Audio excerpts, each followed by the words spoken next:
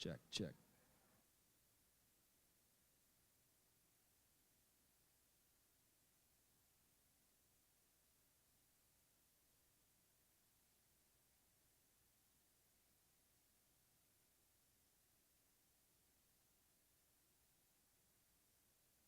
Check, check.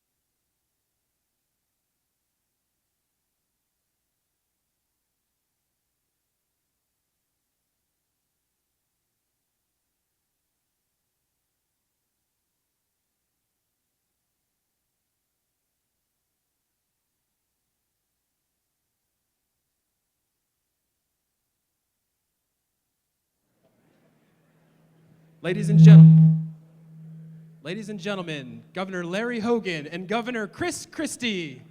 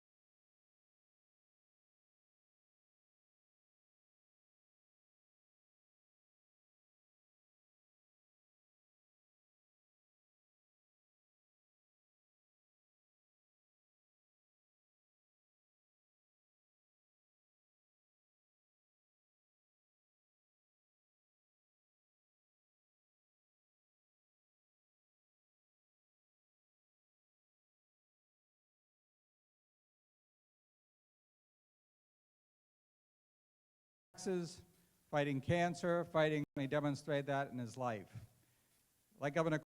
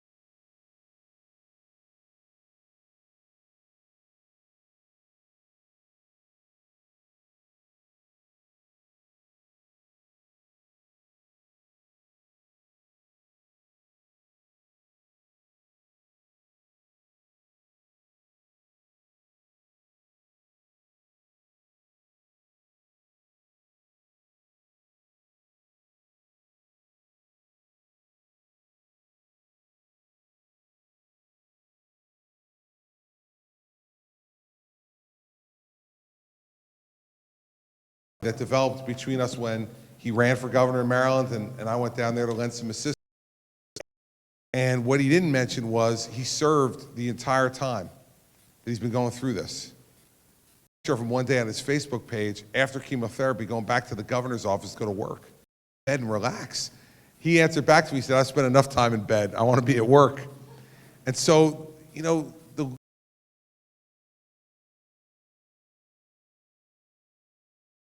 that for the Christie family, one of the blessings that we're going to be thanking God for Christmas is the fact that God had a friend through his challenge, died successfully. God bless you, buddy. Thank you.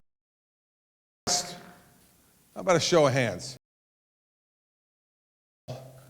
of the Democratic debate last night? President, raise them up. All right, see, we're definitely in New Hampshire.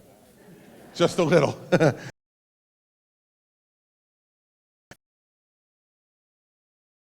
Said last night that as a conservative Republican,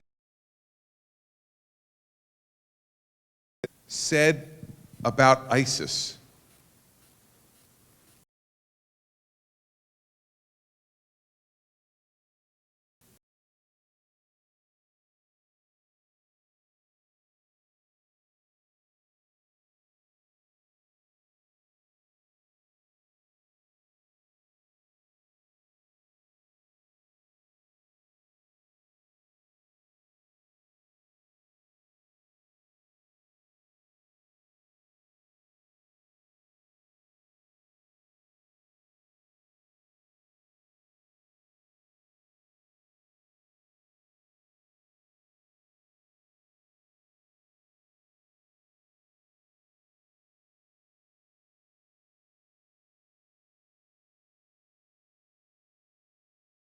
New Hampshire.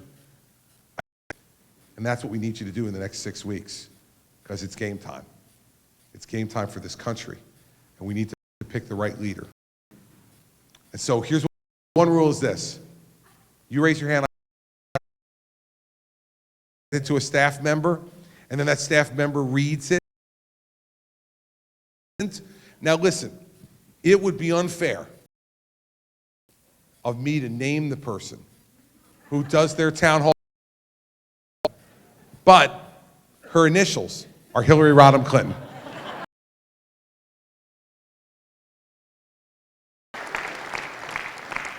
So Larry and I are both up here to take your questions. You direct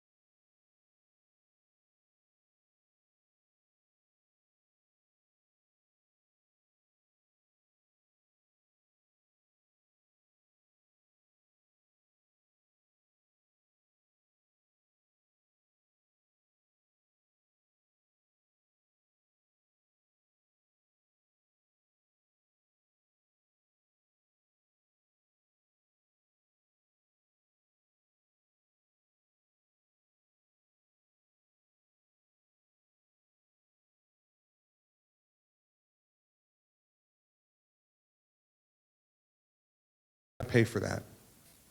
I'm the only candidate in this race is now set for this third priority, which is entitlement reform. Right now, 7 service. 1960, when Kennedy was elected president,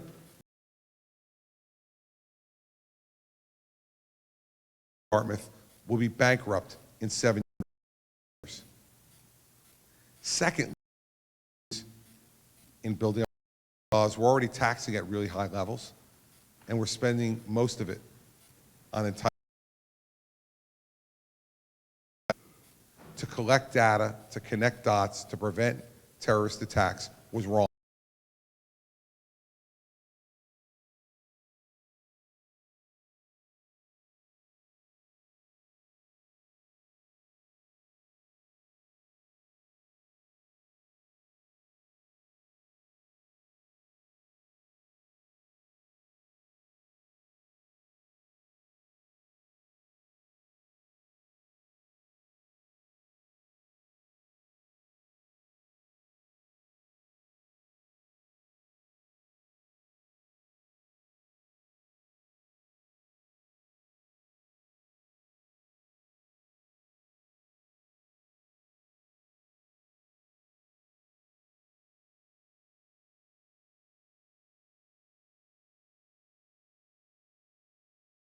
We have an imbalance, right? You said that you've been paying in your whole life, your whole working life you paid in. You're right. Let me give you some bad news. There's no money. The government stole every bit of it. Remember in 2000, presidential campaign, Al Gore talked about the lockbox? You might remember that. See, you're right now saying, do I remember Al Gore saying that? Or do you remember the guy who played Al Gore on Saturday Night Live saying that? It doesn't matter for purposes of our conversation. The only thing in the lockbox is a stack of IOUs. They've been taking your payroll taxes, which are supposed to go into the trust fund, and they've been spending it. Pub in Exeter. Yes, I do town halls and bars in New Hampshire. And I have to tell you, after you've had a entertaining, I really do. So you may want to hit one of the ones in the bar. I'm fabulous. He got up and said to me, it's not an entitlement. I paid for it. And I said, you did. You're right. Be the guy to bring you the bad news that the government lied to you and stole from you, but the government lied. Now, I had this conversation with Governor Huckabee in one of the early debates. He said, it's inappropriate to ask to sacrifice anything because they in. But who's going to fix it then? Like, how do we fix it? There's only two ways to balance the put more money in or take. I mean, I'm not an accountant, but when I look at my checkbook, like I know that's the way I got to deal with things. You have two choices. Do we put more money in? Or do we so my proposal is this. If you make more than $200,000 a year in retirement, so you've retired, $4 to $5 million, not counting your home, something that, if you have that, my plan, you're not getting Social Security. You don't need it. It will not affect your lifestyle one way or the other. Because you take the cap off the Social Security payroll tax. So people who make more money pay Social Security. Question. Why would you give? I swear this time I won't do it, right? Man, that when they have a choice between cutting spending, raising taxes, and leave the problem for the next guy, because it's the easiest. I say, because Mrs. Clinton the taxes because it would favor the rich. I'm trying to get the same people. I'd rather cut their benefits to the people who will make the difference between rent and we'll have it there for you. It won't be. Steal it again. I guarantee steal it again. And in your saves tens of billions of dollars. Eligibility age 2 years, over $200,000 a year in retirement income. Tax that you've paid, but you get less of one. And the reason? Because you can afford it. This is like my mother, when I was, and she'd say, you want to go shopping with me? Nobody ever really wanted to go shopping with their mother, right? But you went, right? Because she knew, okay, I'll go. And then you go to the store with heavy bags to carry and things like that, right? So I would provide some useful service. So you'd be going up and down the aisle. Like, Mom, can we have that? Can I have that? Card. Pick them off the money tree, and then bring it back, and then you can buy it yourself. And I swear, he said, where we're going to save Social Security by making sure, his words,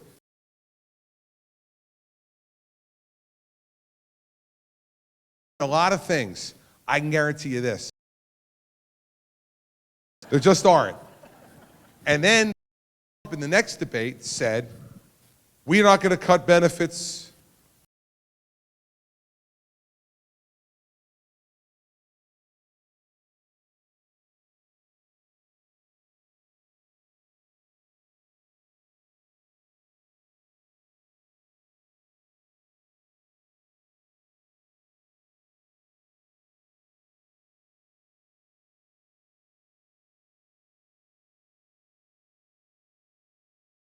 Lied to us, they stuck it to us. I think that's the way we fix it. And then you could say to your family, there'll be something left for you, too, for your kids. But Americans have never shied away from making those sacrifices for the next generation. As long as they thought someone had a plan and that it was. And so that's the way I think we do it. I was never prom king, but I was. I know what I'm talking about, all right?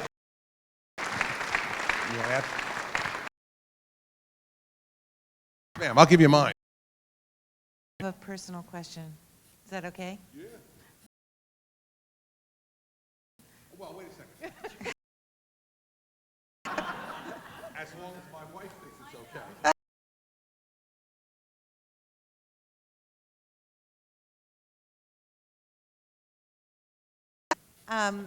Have you ever cried in office? Yeah.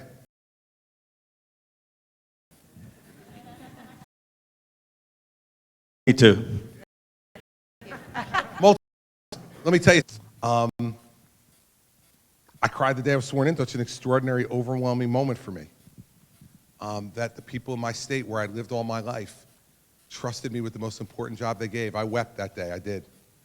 The most I can remember crying in office was during Sandy, and that was almost daily. Because what I did every day during Sandy was, the decision I made was I would spend half the day in the Emergency Operations Center looking at technical information, getting briefings, and making decisions. But then the half of every day had to be out in the state.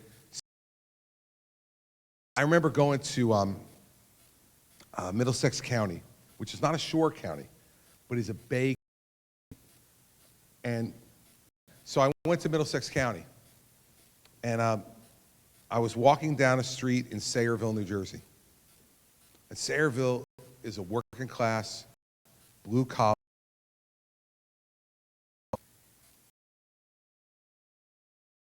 About me.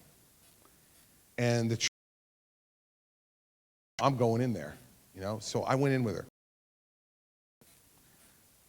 If I close my eyes, that rancid smell, dirty water,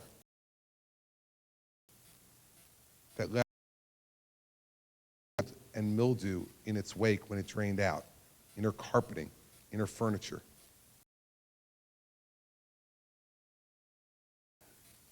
It was a lazy boy. And she said, and it's my moment. I don't know what I'm going to do with my life. If you don't cry then, and I had day after, because I knew these people. I think it's both the most challenging have that will give you that opportunity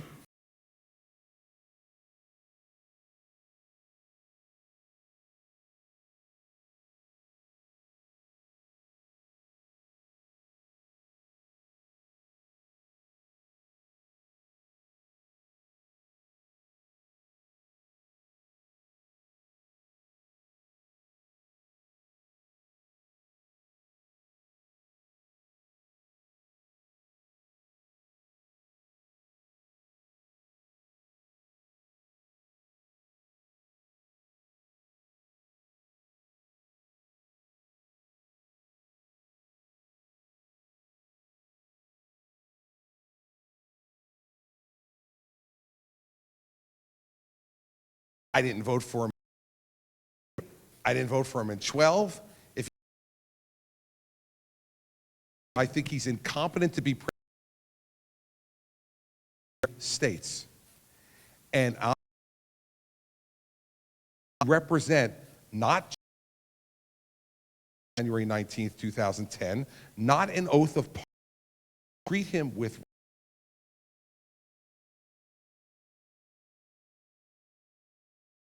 sorry, I wasn't, which was to treated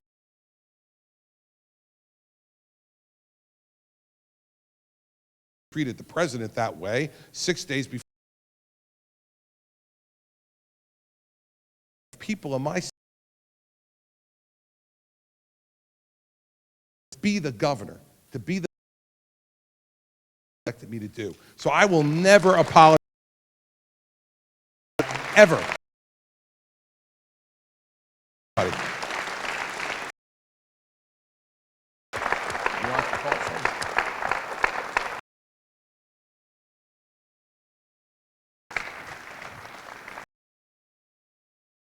Your question about have you ever office that he told you. People know that he's a tough.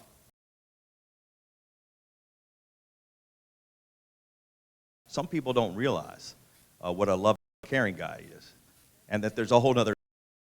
Baltimore, he called me. I just declared a state of emergency. He called me. He said, "You have to Baltimore. Let them know that that they're going to be okay for law and order." I did exactly as he suggested, and we went out. Coming out of the buildings, people were sweeping the broken glass out of their homes. They were hugging me on the street and crying and thanking us for coming in and saving the city. I learned some of those leadership skills from watching this governor, and I think that's the kind of president he'll be. And I'm glad you asked the question. And I'll never avoid it. It's who I am.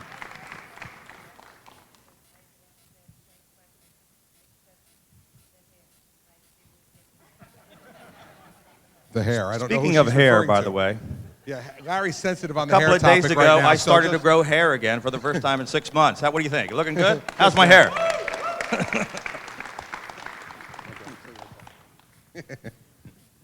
I think he looks good bald, though, too. It's kind of an imposing Mr. Clean kind of thing. Hi, Governor Christie.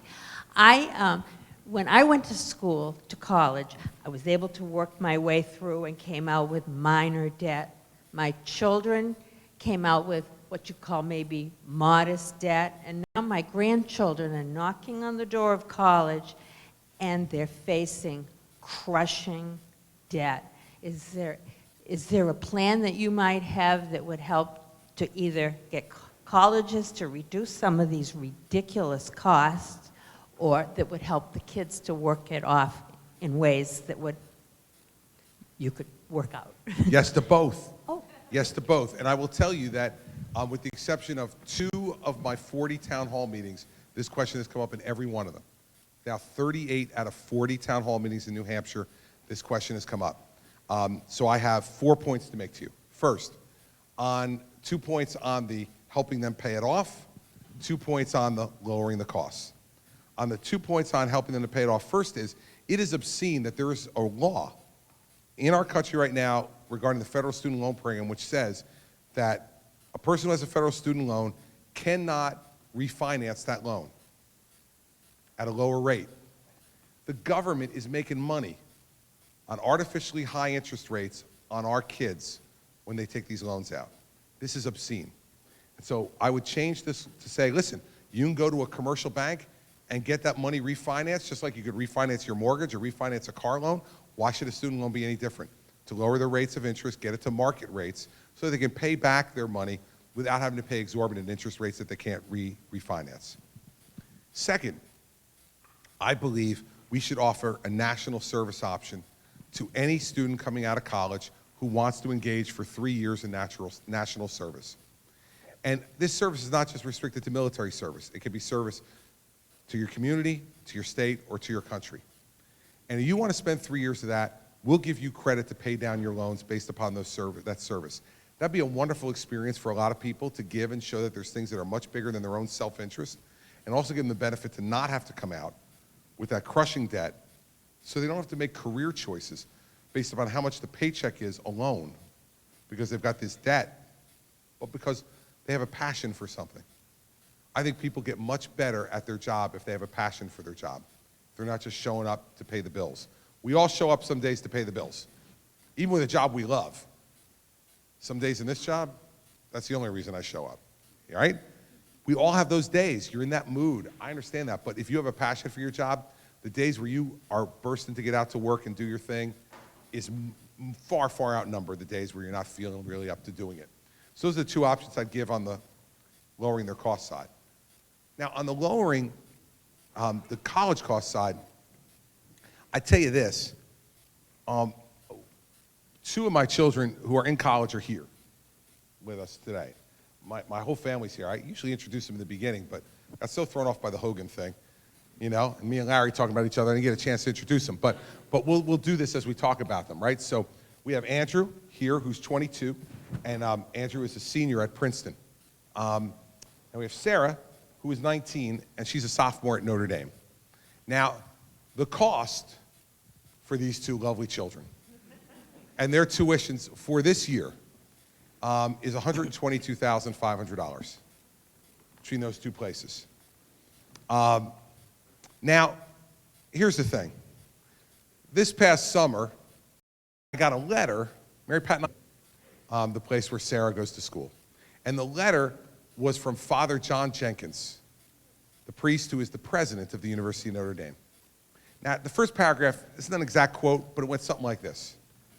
Dear parents, we want to thank you for the enormous blessing you bestow upon us by entrusting the souls of your children to our care at the University of Notre Dame. Now, when you get done with this paragraph, right, you close your eyes, you hear the theme from Rudy in the background, right? You see Touchdown Jesus, you see the Golden Dome, the heart's beating, right? They got you pumping, man. This is Notre Dame, right? So any of you, how many are Catholics here? It's not a test, but all right. So for the Catholics, what's the next paragraph? The money paragraph, right? Because this is a priest, right? So the priests know how to separate you from your money. They're the best at it. I mean, they're amazing, right? So they get your heart pumping and you're thrilled, and then that this year's Notre Dame will only be 9%. Now, this is in a 3.9% says, we're so proud to tell you that this is the lowest annual tuition in Notre Dame in 40 years. It's the lowest increase at Notre Dame in 40 years. And they said, so total. Now, for what I'm paying for this, and is an equivalent value. So let's say that Mary Pat and I looked at this letter and decided, you know what? 5, Notre Dame just not worth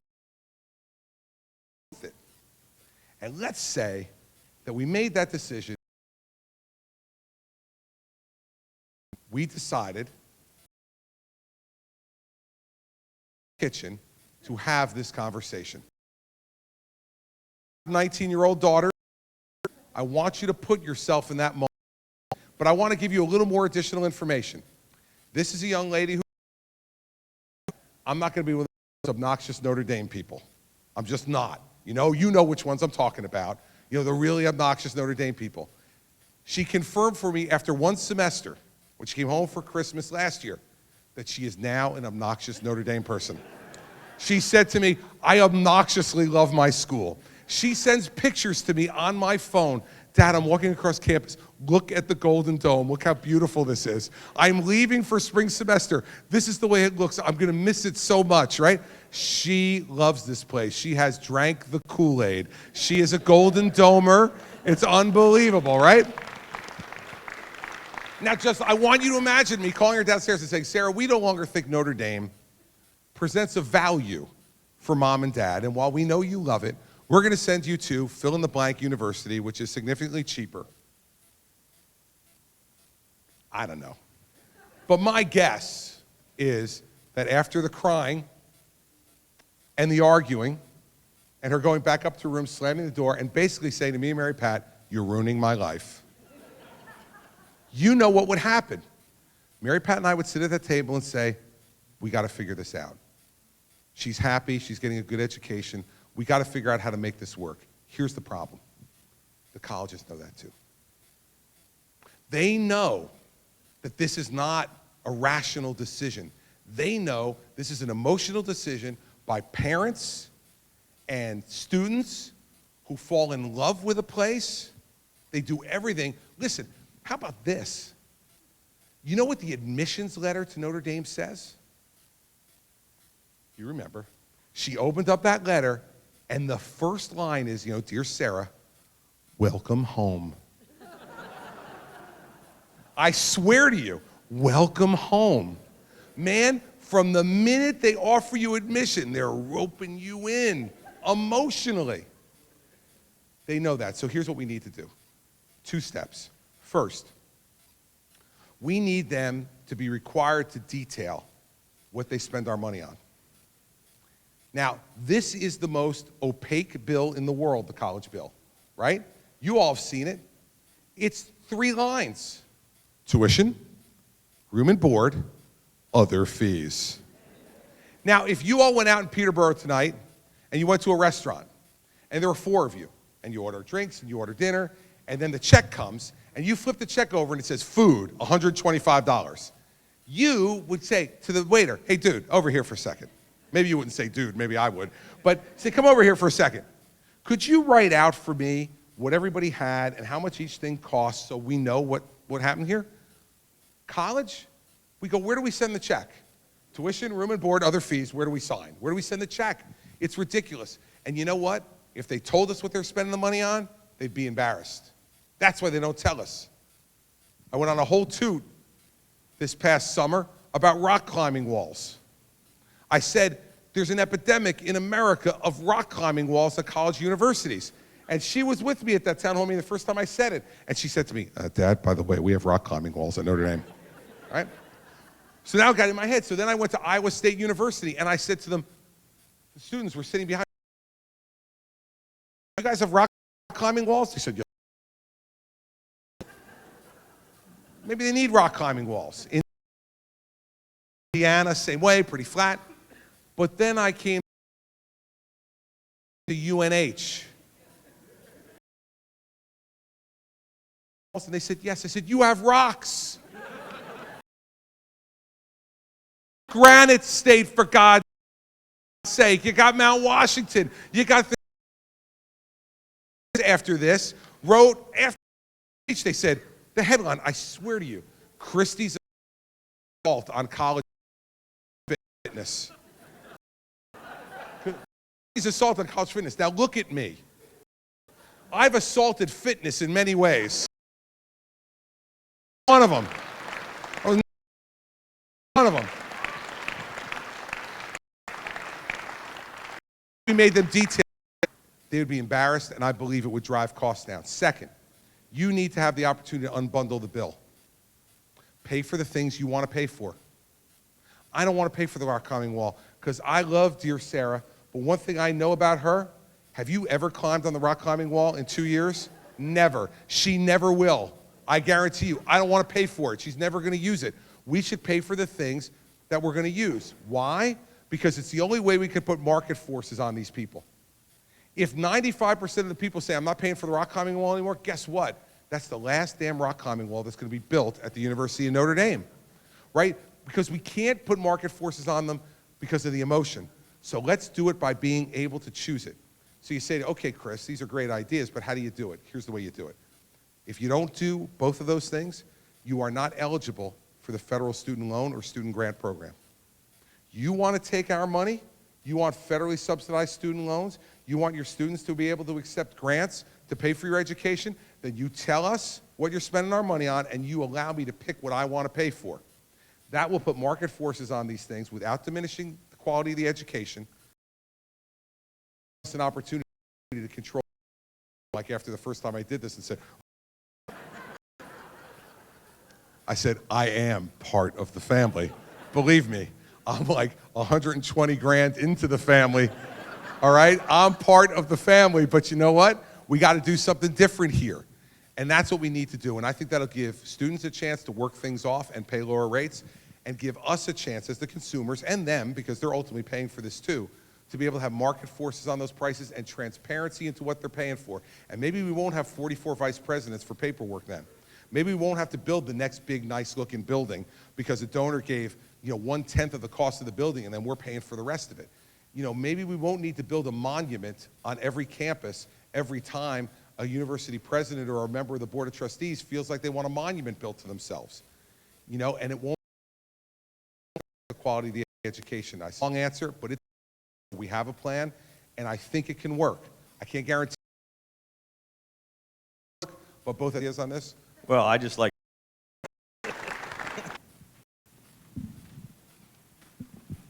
Governor, we last time you bring this question up, but I'd like to clarify something before I ask my question. All right.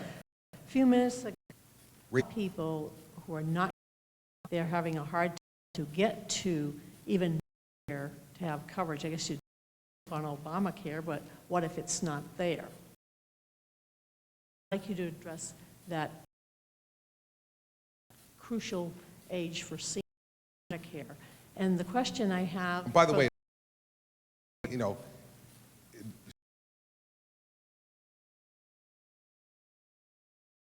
spoke last time about the COLA, so you told me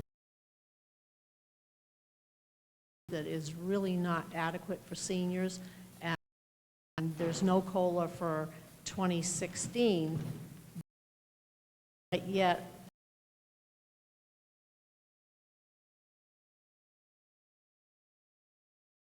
except we're broke. why don't we fix the healthcare system?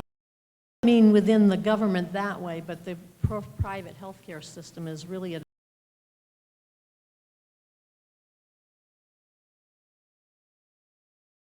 it's too much for the workers out there who. Thank you. You got it. I'm not going to sit here after having Susanna and a plan about how we have to deal with containing and then tell you that I'm going to give you higher COLAs. If that's what I did, then I would who says we got to save money, and I'm not going to adjust COLAs more expansive. And the reason I'm not is because without COLAs, we're not making the payments. Without COLAs, we're falling further behind. And so the plan is not only to be able to save money by increasing the age of eligibility for Medicare and Social Security by 2 years, over 25 years, but also it is to say for those people who are the wealthiest and doing the most well in retirement, that they can't get the level of subsidy on Medicare they're getting now, or in Social Security get any check at all in that regard. That's means testing. Now on the healthcare side, this is why I think we need to size from a geographic perspective. 1.3 million people. Healthcare challenges that these. One of the biggest challenges that people face. Specialty that you need to address your particular problem. Where do you need to go to find an active general practitioner? Where do you need to go? Expertise you need to deal with your problem. In New Jersey, that's not the problem. In New Jersey, we're state reps in New Hampshire. Hey, you know it. It's true. 400 of you, but hey, they're everywhere. They're in the hospital.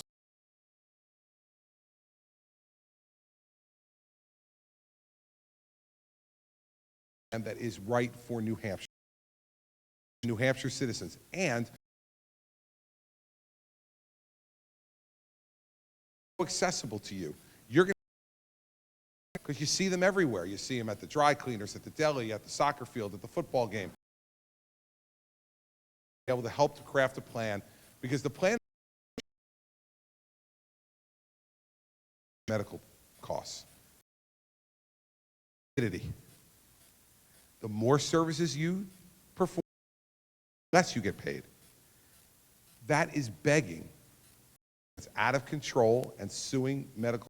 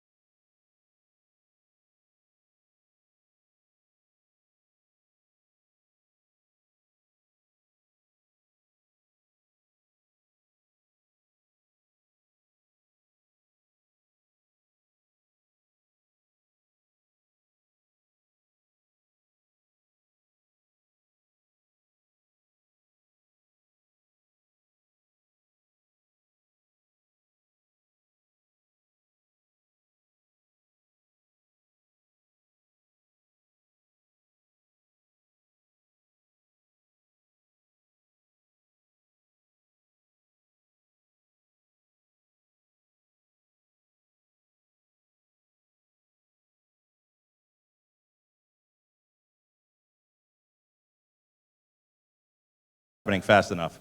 And yeah, it's like, you have to do it the right way. If you do it the right way, you can wind up costing people. I'll take two, and here's why I'll take two.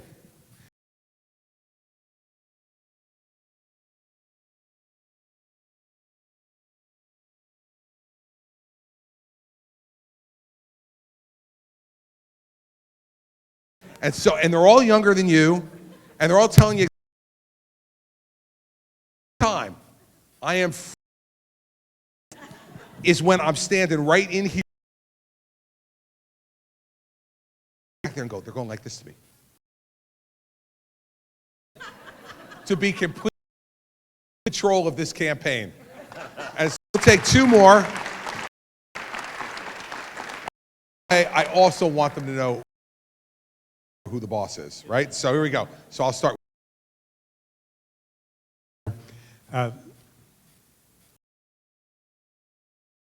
One of the other candidates has brought this up recently and thinking about it for several. You want to grow our military. So many generals and admirals we've lost. Be willing to bring back some of these great warriors? I think that that's a partially.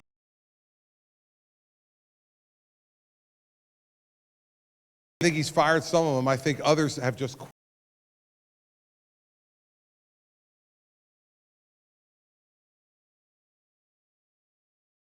who's one of the great generals that we've had in recent times, would be willing to come back. For a long time in this nation, now out for the first time in his life making a little money. To use our military responsibly, aggressively, and in a winning fashion. And generals who really have done amazing things with their careers and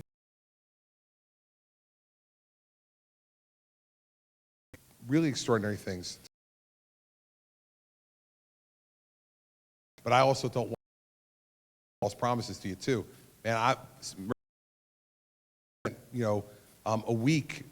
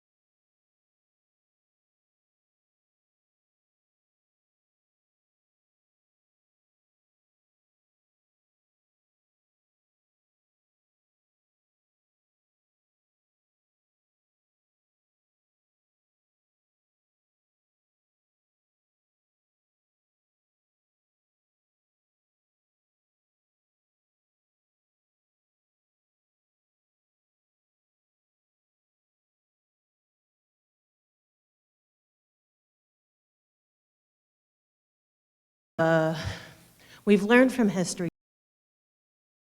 that getting rid of regime changes gets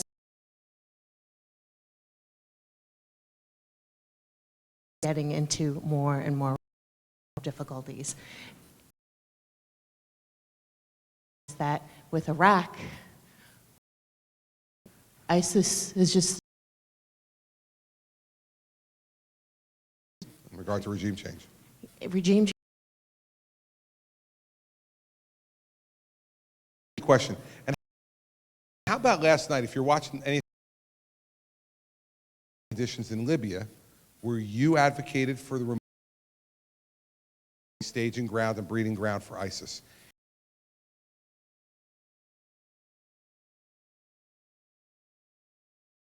But she would not take responsibility for it. Beware of a public official who won't take responsibility. I mean, listen, you know, if Libya had worked out perfectly, Clinton would be running around that stage with her hair on, so that you paid attention to the fact that she was the what? Looking around for somebody else.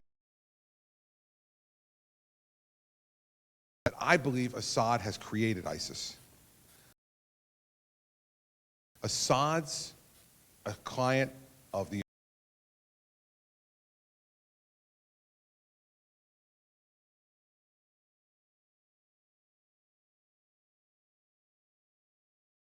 to tolerate.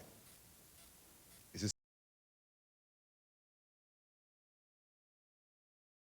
Assad? I don't. I think we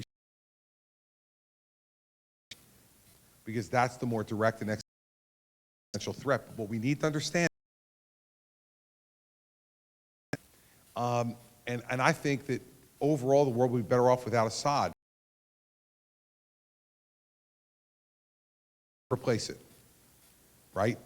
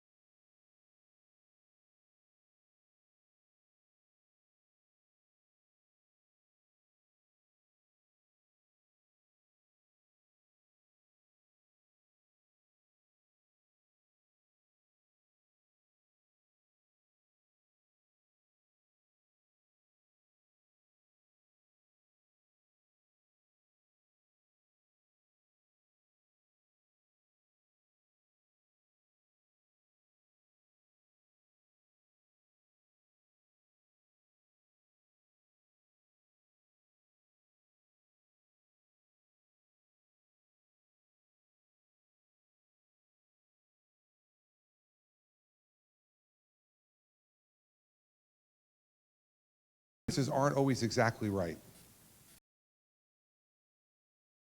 America reacted to the last president, a constitutional law in law school. I'm a recovering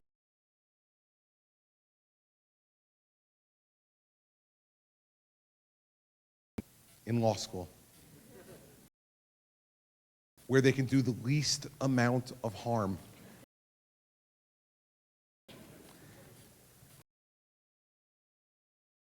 Because life isn't about theory, it's about reality.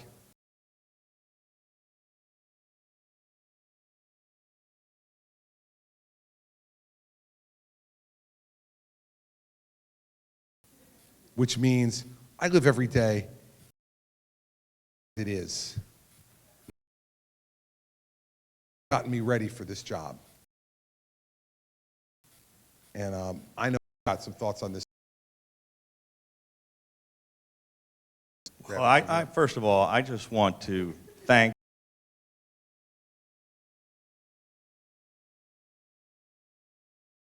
being here tonight, for caring. You know, you have an enormous responsibility in New Hampshire in 6 weeks. Really will have a major impact on who's going to be sitting in the White House. I would say to you, with all of my heart, I believe that the man that deserves to be sitting in that White House, in the Oval Office in the White House, the guy who has the courage, the honesty, the experience, and the guts that's going to make the tough decisions, that's going to run the country and turn things around and make us a stronger country, it's Governor Chris Christie, and you can help put him in the White House.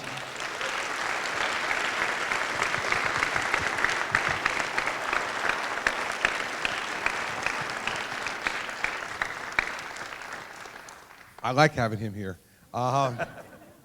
Thank you, Larry. And let me end with this. To add my thanks to all of you for showing up. Really important. Really important. You guys have tough decisions to make, and I appreciate that you want to see us eye to eye. I love the fact that you said, I've asked every candidate question, except for one. And how great is that, right? Where else in America does that you get to ask every candidate for President of the United States a question you want to ask them?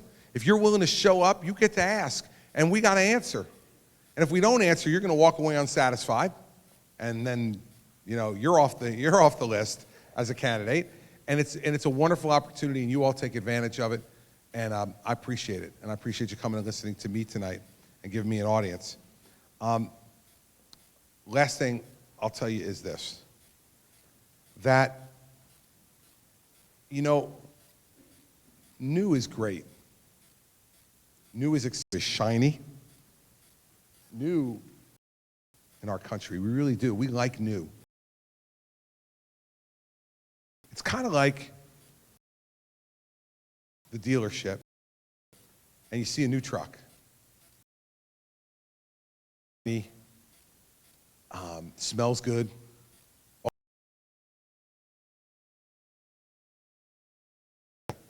And you decide, okay, I'm going to get this. You go up there, you buy a car, you drive the new truck home. Put the new truck in the driveway.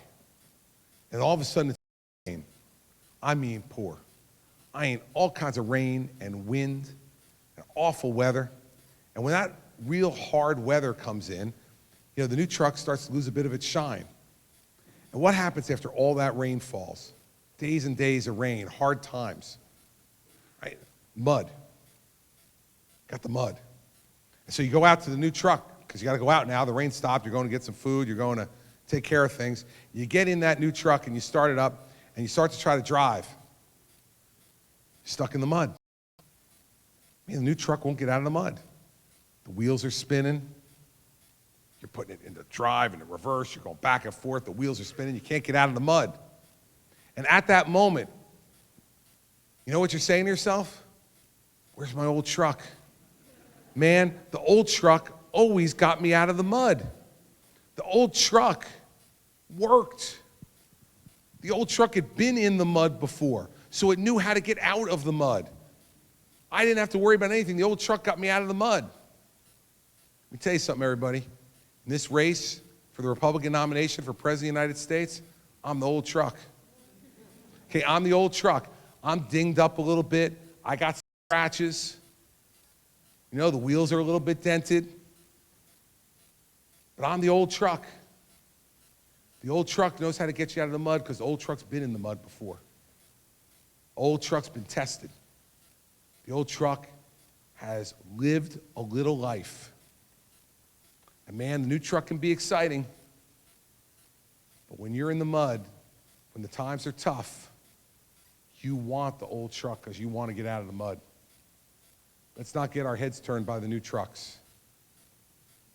Because maybe they'll get you out of the mud, maybe. But you know this old truck will get you out of the mud. Because I got in a lot of mud thrown at me over time. And I want you to think about something else.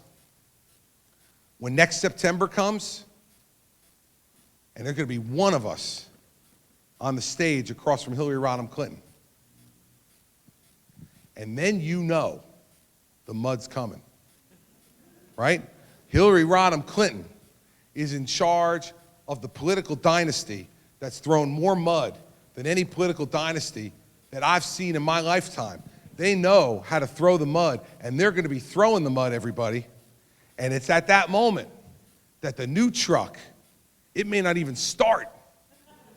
That mud will be so deep and so thick and smell so bad that the old truck might just go, no thank you. This is too much for me. Not this old truck. I've been a Republican in a blue state like Hogan. I've dealt with a Democrat every day of my term, and believe me, every morning saying, hey, how can we make the governor happy today? I have been through crisis and disaster and challenge. I was the U.S. attorney after September 11th. I was the governor during Hurricane Sandy. And then I dealt with every other day in between, which wasn't a picnic either. I'm not complaining. I'm just letting you know. When she starts to throw the mud next September, you got this old truck on the stage. I'm not only going to get through the mud, I'm going to drive straight ahead, run her over, and get right to the White House. That's exactly what we're going to do.